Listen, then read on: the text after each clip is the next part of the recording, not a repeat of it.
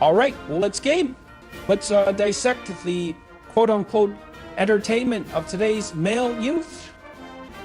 They play this game, Divine Knockout, and I've been thinking hard on this one. I really took a long time to figure this out, but it's like, okay, divine, but you're also like saying diving, like you're gonna go throw yourself head first. I have this friend, you know, he's a native, he's from a pre-literate culture, and I asked him, here people, what is divine? What would you say a divine knockout is? I told him it's an entertainment product for pedophiles, and he thought about it, and he loaded up his pipe. You know, they've got these ancient herbs. He was about to smoke it, but he said it already came to him. He said, Jordan, it's for f***ings. The whole thing is just for f***ings.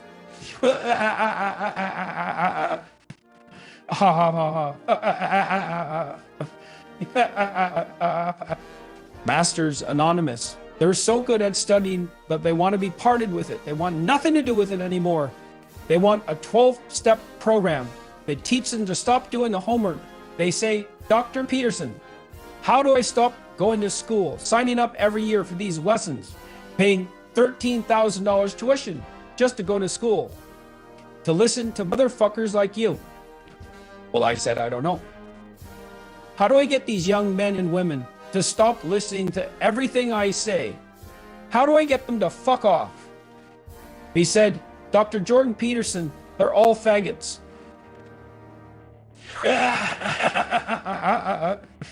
All these people who listen to you, all these people clambering up your dirty asshole, they just can't wait to get another piece of advice. How do I be a man? The thing about Oz is, you know, it's easy to say they're in hell, but consider that they're in heaven. And it's like, you don't want to give me what I want. That doesn't help me or you or anyone in my community. So when you say they're in hell, wrong. That's the wrong answer. So you say, where am I then? And you look at yourself. You look at yourself carefully. So that you have this character, this demonic character, Adebisi. He fucks men in the ass. And Beecher says, no, I don't want to get my ass fucked. And it's interesting because later he'll submit his own ass to his soulmate.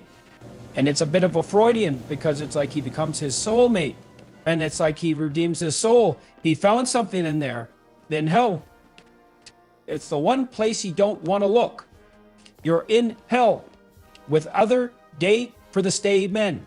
Can you ask yourself, I'm staying. Will I be gained?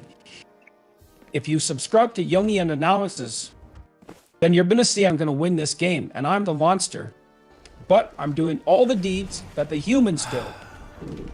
I'm taking that strand of hell and headcrafting my Evan. Well, there he goes. You see, it's made me immune. When I confront the evil in myself, the monster in myself, well, it's like evil can't hurt me anymore. So what have I become? Am I immune? And I figure, okay, I'm immune. I can't be hurt while I'm imprisoned. And you know, the HIV virus runs rampant in prison. So I ask, can I take it? I don't want to be negged, but I'm a pause. So can I pause a neggle? Do I have the ability to enter hell and heal hell? With my ability to withstand the HIV virus? The answer is yes. There's no amount of clenching that can help you withstand.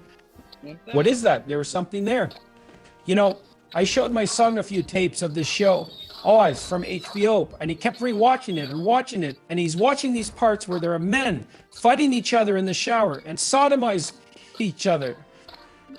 And there's something there, you know. He's never seen anything like that before. And I've only seen it a few times in my life, but he's watching it and walking it, and the kids, they just know. There's these symbols and these layers, and it's like it's built in. Well, it took me so long to figure this out, and it was about 8 years. It was really bugging me, and I just feel like there's something there. So I committed a petty larceny, and I went to prison. I wanted to only do, say, 6 to 8 months to really extract that essence. There's something there, but I ended up doing time for 3 years.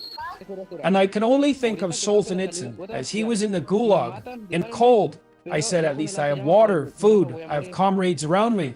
There is so much I can learn, and we should replace school. You get rid of school. That is just babysitting. It's government-mandated babysitting, and you learn nothing. Children should be sent to prison, age 3 to about 16. That feels about right. They should do hard time. He's like a little imp. Well, who's the imp of the prison? Who is this little man wandering around like a leprechaun, taking knowledge from the outside world? He says, if you can see me, a lot of people can't, but if you can see me, you can learn something about this place. Well, you don't have to look any further than the start of the show. We have a character suspended in a subconscious substrate. He's in a cube, and he talks right to the camera, doesn't he? That's the leprechaun.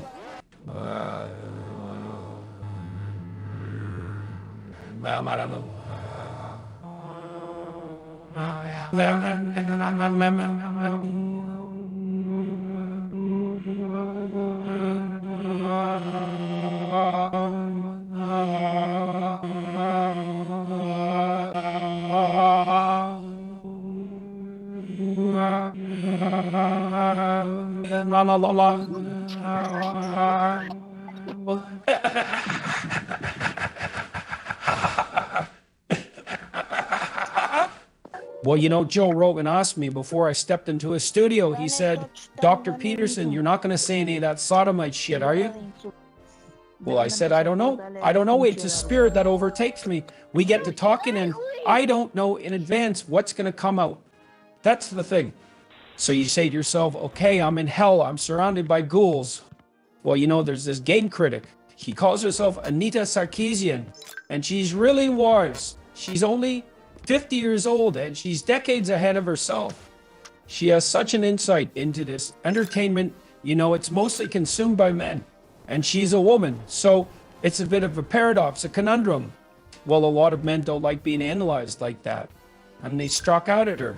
They said they're going to kill her. They said, Anita, enough. Well, they looked up her address. They sent a bomb to her house. These gamers. She went to a university, and I believe it was in Ohio, and she was going to speak on these video games, and it got too hot, and she had to back down. She said, I'm not going to speak at this venue. Security said, it's not a problem. The FBI actually intervened. They looked at the threats. They looked at who were saying them. And I said, there's zero threat here. Miss Sarkeesian, you can go ahead without any threat to your life. And that's how dangerous these gamers are, these perpetual children men. You show up on their territory and they'll threaten you back to show up, pay admission, and listen to you. Enough. It's got to come to an end. Okay, there it is. How about the image of these men in the show Us? Each of them washing their penis, and they show it, they prove it to you. And often they have to prove it to each other. They'll check each other. It's a method of male signaling. Do you wash your penis? What type of man are you? Oh, I've wasted his jaw before. I've laid one down. I knocked those fuckers flat. Y'all know me, still same old JP, but I've been low key, hated on by most you gamers with no keys, no skis, no. Y'all get turn me back to the old me. Before I went into the coma, straight out of a coma. So I've been working on a new album. Music, you know. I've got a lot of friends in the music field, and they say, Jordan, you've got to lay it down.